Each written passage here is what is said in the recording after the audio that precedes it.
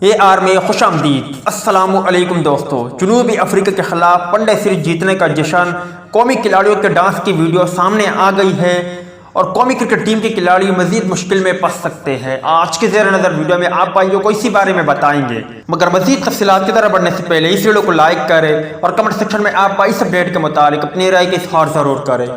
جنوبی افریقہ کے خلاف تاریخی فتح کے بعد پاکستانی کھلاڑیوں کی شائقین کے ہمراہ ڈانس کی ویڈیو سامنے آئی ہے۔ ٹویٹر پر شیئر کی گئی ویڈیو میں پاکستانی کھلاڑیوں کو شائقین کے ساتھ ڈانس کرتے ہوئے دیکھا جا سکتا ہے۔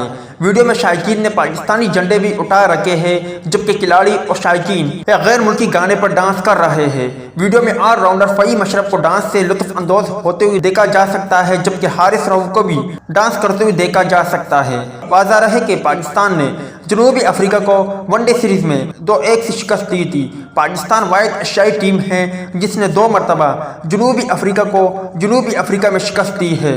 تاہم پاکستان ٹیم کے کھلاڑی مزید مشکل میں پڑ سکتے ہیں کیونکہ کورونا SOPs پر عمل نہیں کیا گیا، اور ایک وجہ اگر پاکستان ٹیم کے کھلاڑیوں کے دوبارہ سے کورونا ٹیسٹنگ کروانے کا فیصلہ کیا جائے تو پھر بھی پاکستان کرکٹ ٹیم کے کھلاڑی مشکل میں پڑ سکتے ہیں۔